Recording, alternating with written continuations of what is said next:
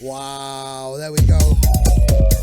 This is what we're talking about, experimental bass music. Sun and bass is not just about drum and bass, it's about all forms of low-end expression, and that's been an amazing chat with Floor.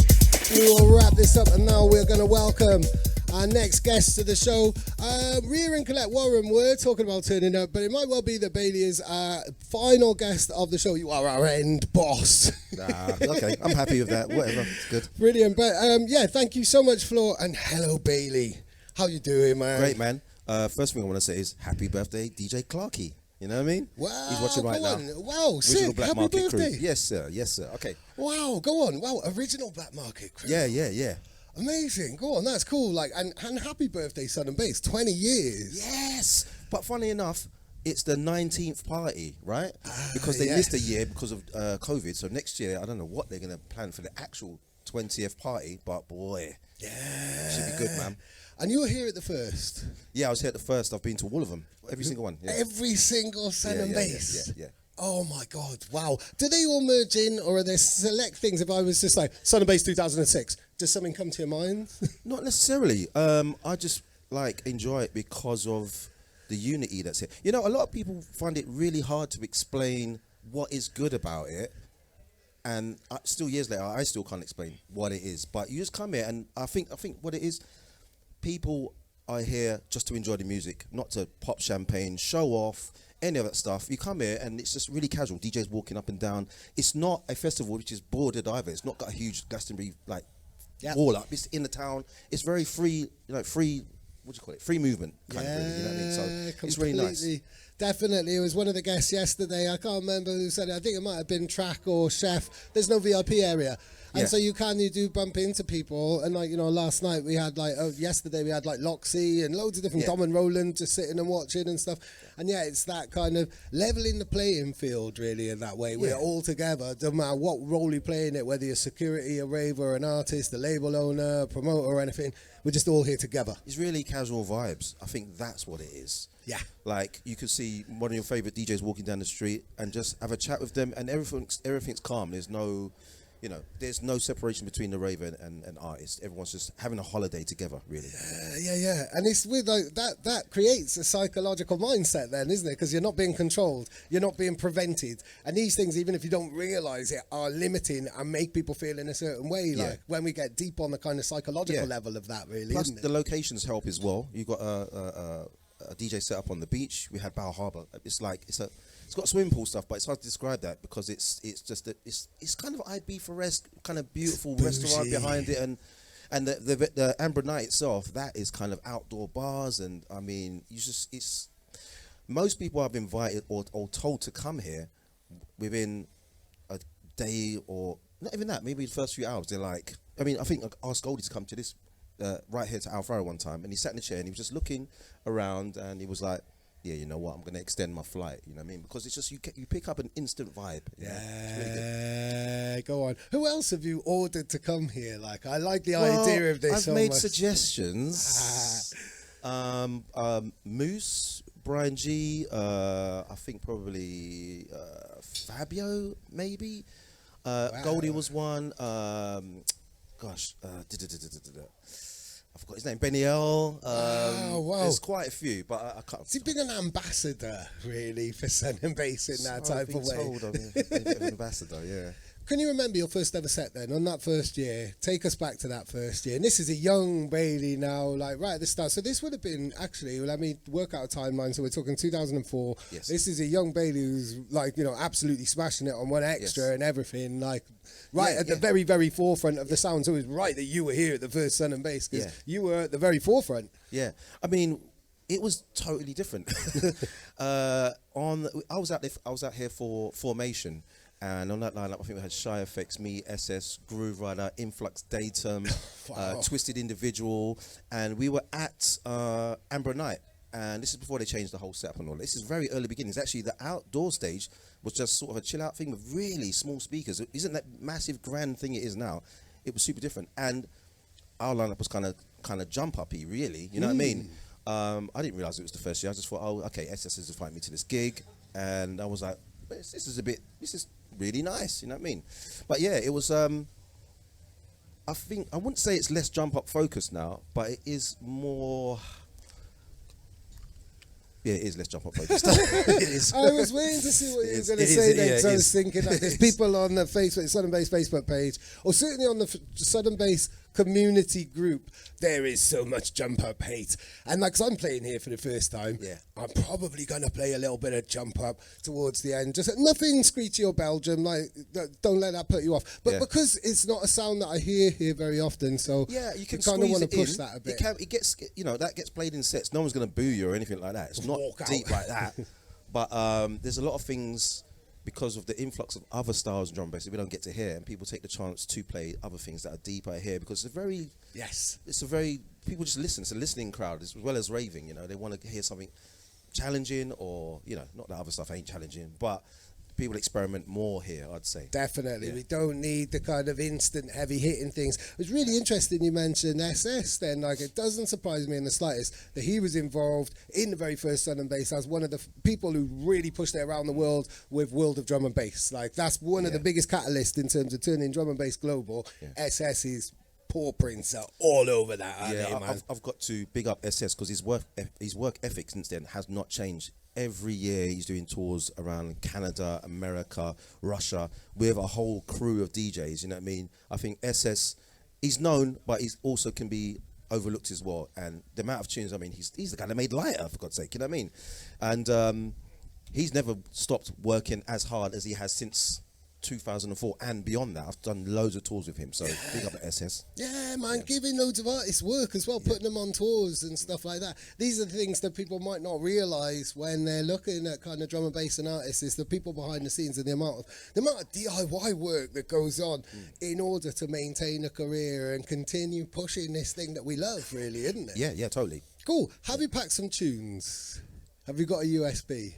Well, I wasn't expecting to. Did we talk about that? Not about DJing, but just like playing a tune, like maybe some memories or something, or a classic that might remind you. I've got a stick with me. I don't know what the hell's on it. Like. Well, that makes it even more exciting. Let me, so if you put your stick in there and choose a tune, I'll play a jingle and carry on chatting. Pop it there.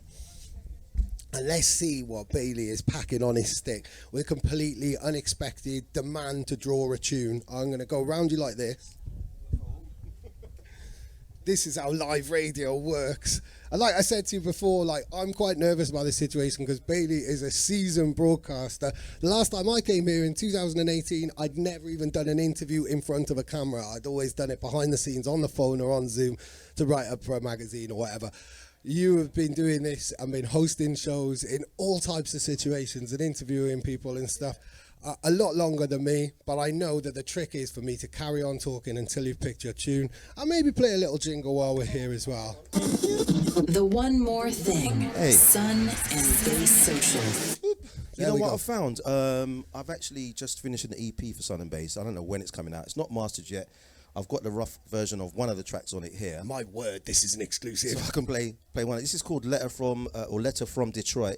The idea behind this was that basically, like, everything drum and bass, or partly drum and bass, influence has been taken from Chicago and Detroit and stuff. So this is massively my track saying, this is what you've created. It's a letter from the London to Detroit, and I'll put it in this track. It sounds quite techno-y a bit, and that's really what I wanted to do, to say, like, hey, this is what you've helped create, Detroit, you know? Go on, amazing. There we go. Whoa.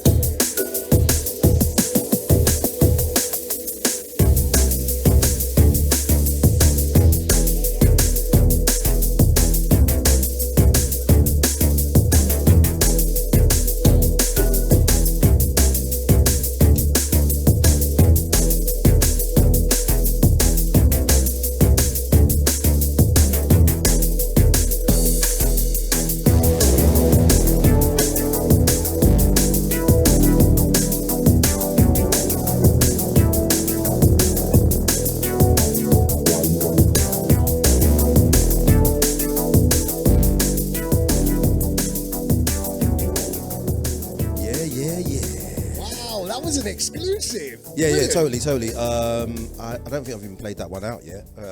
Wow. So I think they might be. I don't know what they're doing. I'm not sure what the plan is. I spoke to RPXP, who looks after Sun and Bass Recordings, and it might be coming out next year because there's other stuff in front of it. So we'll see.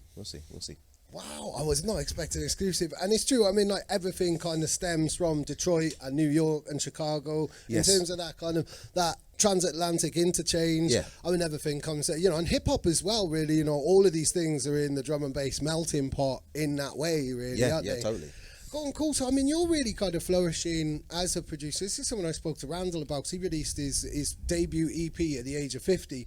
And that, as an older person who's, you know, kind of taken a different creative path as well, that gave me a lot of inspiration. It's something I've spoken to you about in interviews as well. Yeah. When production comes later on in your journey in music, you've got a completely different perspective on things, haven't you, really, in that way, because of all of the years of DJing and studying it as a selector.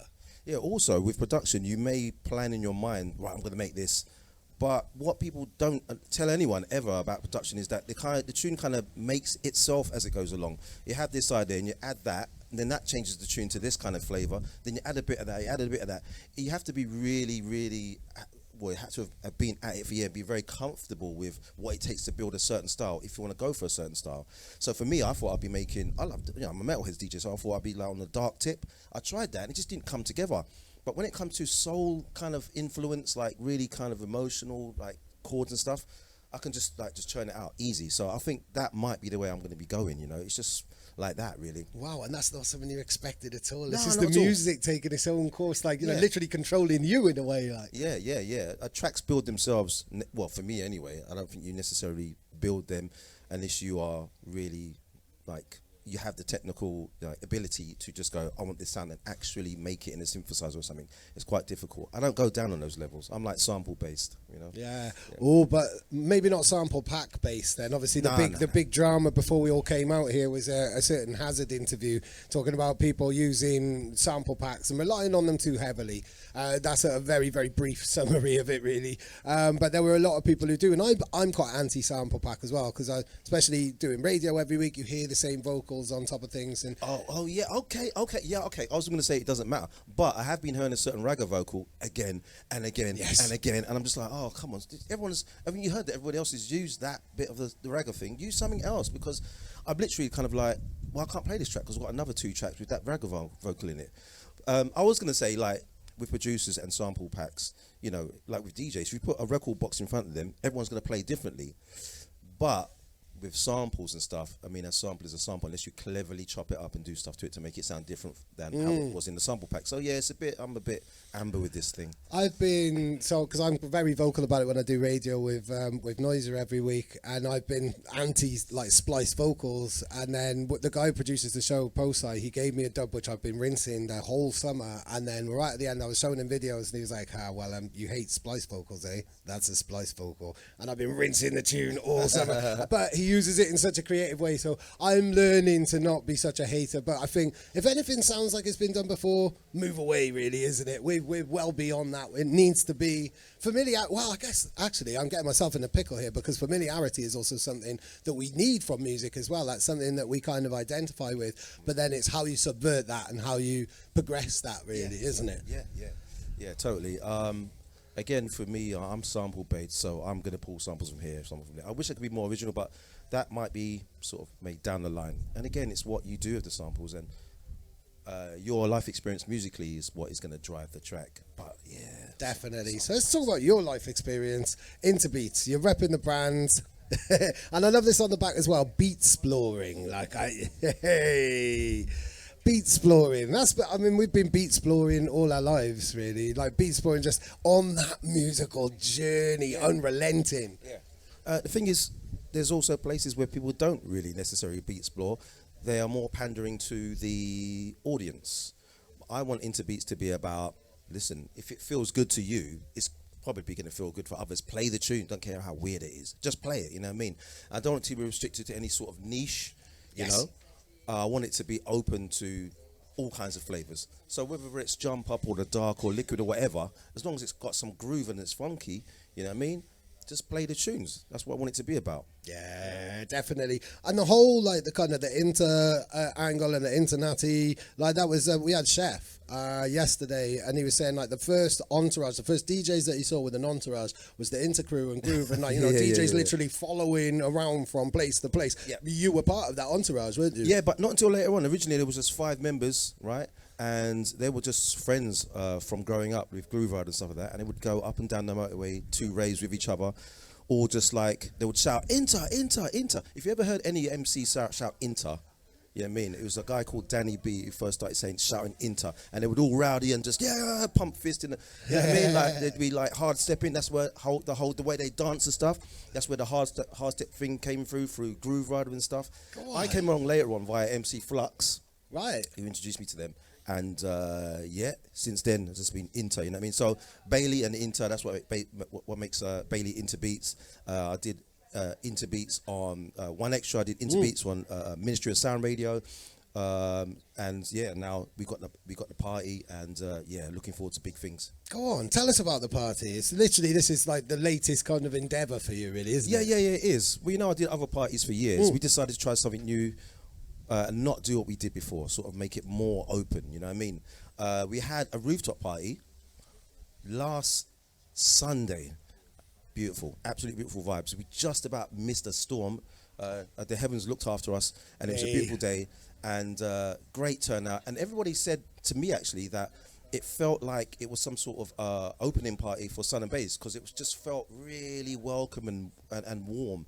Brilliant. So I was really happy to see that. And what I wasn't expecting was to see a vast range of ages there. Actually, my mum went down there as well. Oh, lush, go on. She turned up with 3 of her friends from the Caribbean. One friend who was visiting, and these are like hardcore soca music and reggae and soul people, and they were like, oh, we like this jumpy music, when's the next party? So yeah, it was just like the glue was there for it, just a happy vibe. It was really nice. Oh man, I love that. I mean, like, you know, there's obviously been talk about diversity across the genre anyway, but age diversity for me is a real thing. I love arriving and seeing people. It's not just like, all right, cool, I'm not the oldest person in the building, but just it really, like, that whole cross-generational thing is the secret to the longevity of a genre and a movement, when you've still got, like, the pioneers, the forefathers still doing bits now and still just as relevant, and you've got people 30 years younger than them doing bits now and just as relevant and pushing it. That's when the real magic happens, and parties, you really feel that, definitely. Yeah, my mum did say as well that what she likes about drum and bass, because I had a 40th birthday party years back, and she came down with a cake and all this sort of stuff. I was embarrassed, but it was nice. And she came with a cake, and then she said, well, you know what I like about this drum and bass thing? No one looks at you the way you're dancing or anything. Everyone just gets in their bubble and they just do their thing. And I said, Mum, this is what it is. You know what I mean? Yes. So yeah, we definitely felt that the other day. Yeah. Go on. What are the next plans? Where do you take it then? Can't talk about that. Oh, that's a need to know. You'll happily play like completely exclusive unheard music, but you can't tell us what's Totally. Yeah, I'd have to assassinate you. But it's about time someone needs to. Yeah, no, there are plans, of course. You know what I mean? We just started, got the merch going up. I was about to say something else, but again, I can't say. Wow, so much secrecy. Man, you know, just look out for us. Yeah. You know what I mean? Inta Beats music on all his socials. We've got plans for sure. You know. Amazing. Play another tune for us. Oh, actually, you know what I have on this stick? I played for Calibre at Fold, and I did a multi-genre set, and I have a folder of his unreleased stuff on here. They asked me to play, you know, aside from Calibre, I'm probably one of the few people that has a lot of his stuff, you know what I mean, like so much I have. Wow. He asked me to sort out a folder for him actually, because he was doing the Shelf Life albums, and I went and looked around for all the stuff that I had that had already been released, and I still ended up with about 60 tracks that did not come out. So I'm going to play something from this unreleased Calibre folder. Wow, we've got an exclusive here now. This is amazing, absolutely amazing. This requires a jingle. Destination Sardinia. It's the one more thing Sun and Bass Social. You know, Calibre's intros are long as well, so I've jumped to near the drop. So this one's called Fine Lines.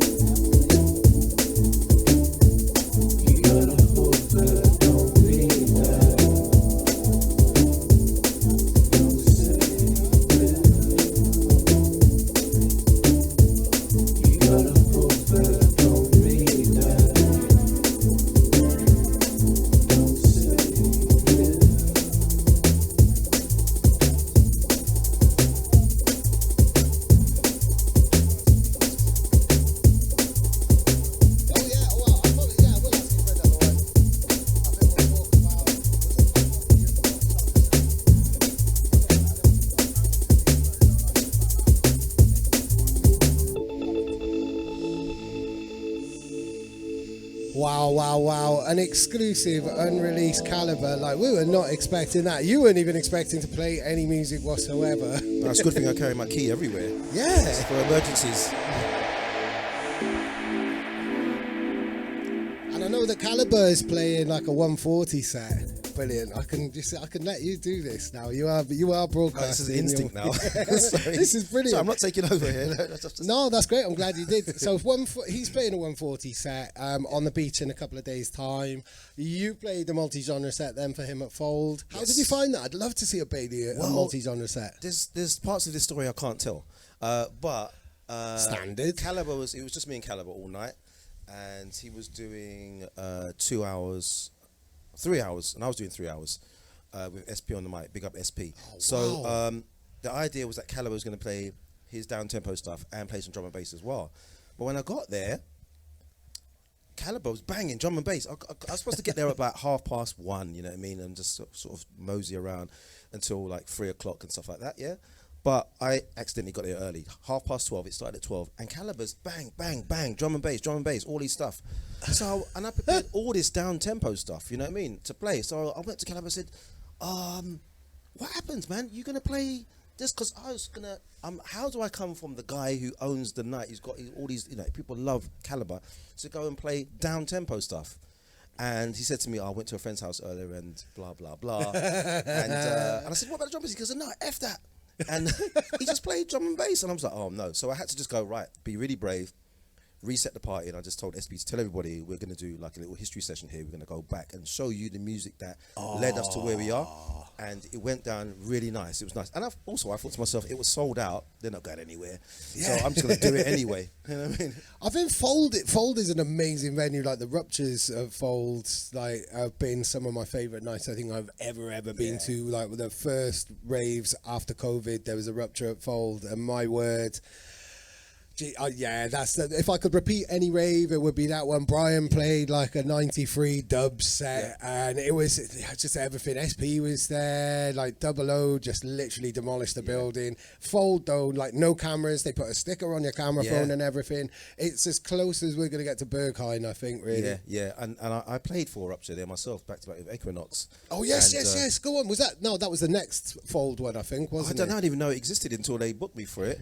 And I think, you know, someone asked me the other day what's my favourite venue, and I think that is probably it. It just feels absolutely right. It is one big dark square space, but it just feels like it was built perfectly, you know. There's no, you know, London's crazy for noise restrictions, and they have to keep it at a certain level. But if you get right to the front, you just get it. Yeah, it's good. I really like that venue. It's great. I love playing there. And I feel like that's one of the venues where people are, again, more open to you try different stuff. It doesn't have to be your typical stuff. So yeah, it's got all that vibe built in. Yeah. Very similar to the type of things that we come to Sun and Bass for in that type of way. Yeah. So that must have been quite a daunting maneuver, even having SP guiding people into it, having Calibre going like full flavour, full strength Calibre, which we don't always see, like, then to go and do that, to flip that. But that would really excite me from a raving point of view, from a beat exploring point of view. For me, yeah, this is what I'm about, you know what I mean? This is, for me, the parallels between Sun and Bass, Inta Beats, and you know what happened at Fold. Sometimes you just got to go, I need to show you guys something. I need to show you this exists. You got to beat explore literally, and just say this. Listen to this. I don't know if you heard this, but this is what the situation is here. And play this other stuff. Otherwise, we end up with the same thing, and it can get boring. You know what I mean? It can get boring, the same thing. I like all of it, and I do tend to, at times, like that a bit more.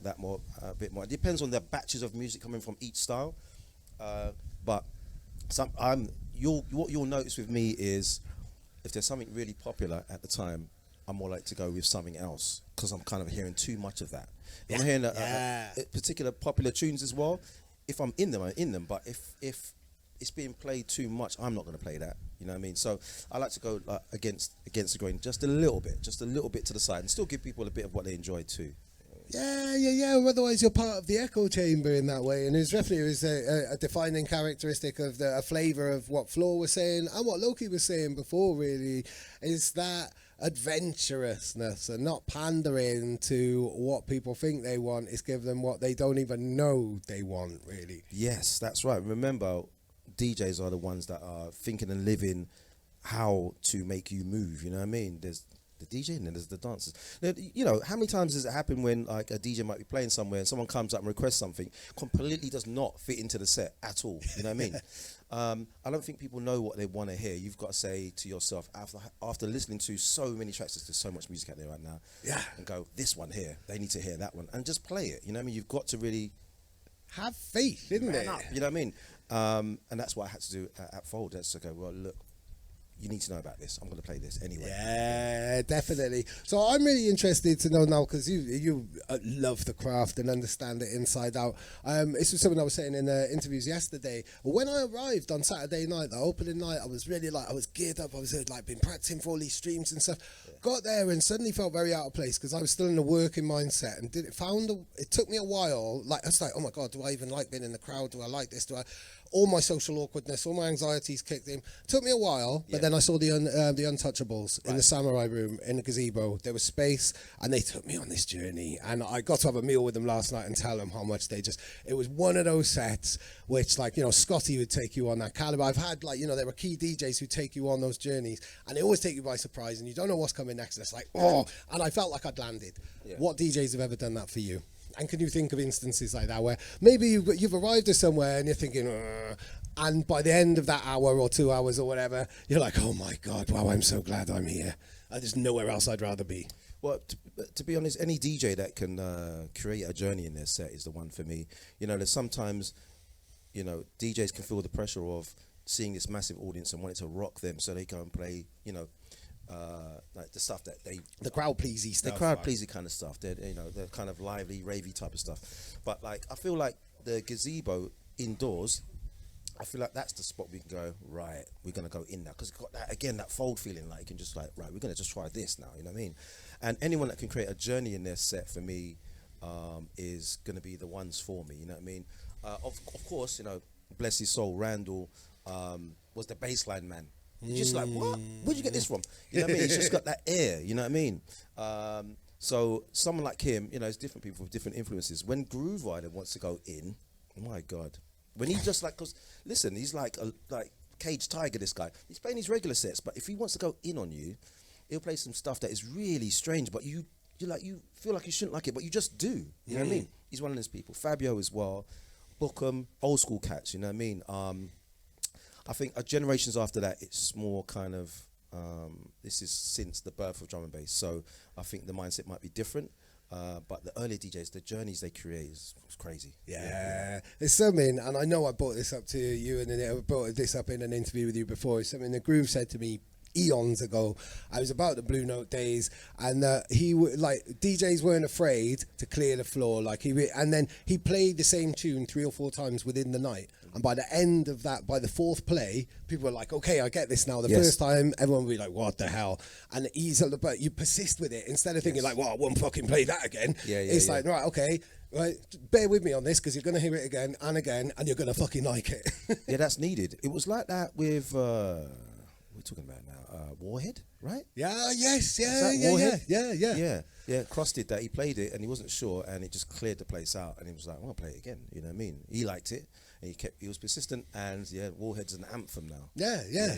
Isn't it one of the an actual blueprint that so many people kind of aspire to now? Totally. And it's like that might boggle people's minds of a younger kind of generation. They're like, what are you talking about? Like Warhead's almost like at certain points, Warhead has become too overplayed in that way. Yeah. No one liked it.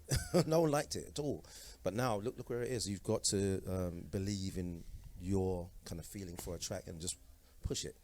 That's how the genre moves forward. But you mentioned the big man. Like tonight is a really, really special night here at Sun and Bass.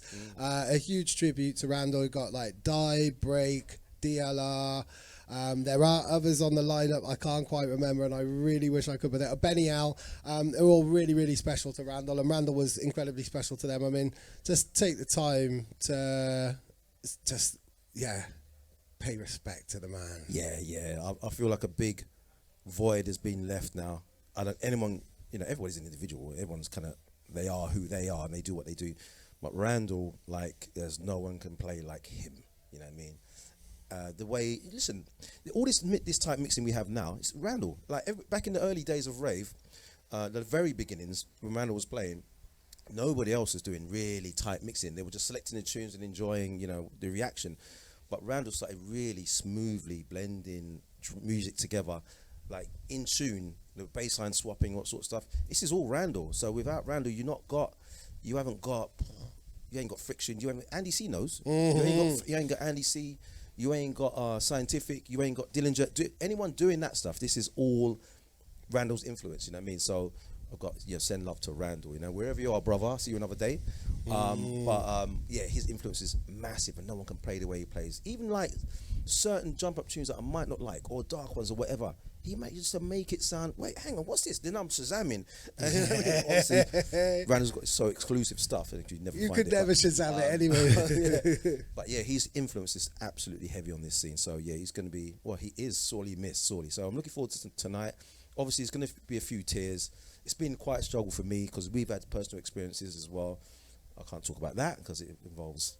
No, I can't even say that what it involves. No, so, it doesn't matter. But it's going to be an emotional but also lovely tonight, you know what I mean? Yeah, absolutely. And it was his characteristic, it was everything about him, like it was his attitude, like he didn't, in this age where people have tour managers and young artists have managers and everybody's really sensitive over their kind of how they're presented, and because of the internet age, like there's not a slight on anybody. Randall just kept it, like when, the idea of keeping it real is and overused all of the time. But if there's one person who epitomised keeping it real, it was that man. Yeah. Let's not forget, it's not just about his DJing, him as a character. He's such a lively, loving guy. He would light up the room. He could switch as well, though. Like, if he was pissed off, he'd know about it. Yeah, and I've seen Fabio and Groover. Fabian and Groover are lovely, you know what I mean? But if you acting a bit silly, they're not having it, you know what I mean? Yeah. You'll see a different, expression. You don't want to see it. Yeah, definitely. I mean, with Groove, I almost get like a kind of paternal, like a fatherly kind of vibe. Like when we were getting on the coach off the plane, he was like, "Don't worry, Dave, I crossed you off the list," and stuff like that. Yeah. There's almost like a dad kind of vibe, but with a dad kind of vibe, then like not to step out of line. Yeah, and he's real calm with it, you know what I mean? He's just like, I never see this guy upset. I never see, he's just cruising like the whole time and just enjoying being who he is.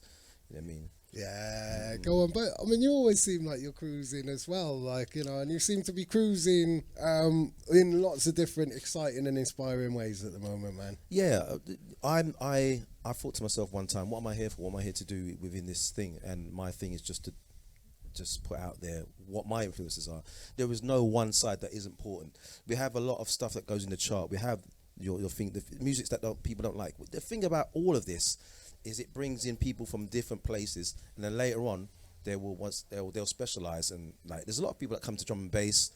Once they get involved in it, they can't leave. There's people who've been involved in drum and bass for years. I'm not doing this now, I'm doing house, and then they come back. How many times have we seen that? It's infectious. So everybody's contribution is really important, you know what I'm saying? Really important. So I'm just here to say, well, this is what I like. What do you think about this? You know what I mean? So yeah. Brilliant. What do we think about the last two you're going to play now? You played two exclusives. You've kind of set us up now. So is there anything else that you can leave us with while we I'll just talk slowly while you're thinking. No, it's there. You've got it queued up. We spoke about Randall, and obviously we lost Conrad recently as well. Now there's a version of Golden Girl that Makoto does not play. He played it here once, and I ran up to him straight. I said, "What is this? I need this." He made it in 2014. He does not play it, and I play it all the time. And I think it's one of the most beautiful versions because it has different chords in it, different structure, and Wow. I've got it here, man. Wow, we're going to listen to that in a minute now. Like, Conrad told me once that, because he was understanding, he was trying to break down the music theory and kind of push himself as an individual, like you were talking about earlier. And he was talking to Cleveland a lot about Golden Girl. And there's the way that he phrases his whole lyrical thing. I'd have to dig out the interview. You'd have to speak to Cleveland to get the actual musicology of it. But there's something really, really, really technical going on, which he didn't realize he was doing. But the way that it's causing a cadence, and it's part of his lyrics, which he just naturally did, which kind of, is testament to just how naturally gifted Conrad was in that. And I didn't know he could sing until I heard Golden Girl. I was like, "Is that Conrad singing? Wow, okay, it's a good look." Yeah, great. Go on. So this is another exclusive as well, a very special version. We'll put the fader up. Not that one, this one. I have to find it again now. 1 second. That's okay. I've got jingles for this. Sardinia. It's the one more thing Sun and Bass Social. And this has been the One More Thing Sun and Bass Social with Loki, with Floor, and with Bailey. This version's gorgeous.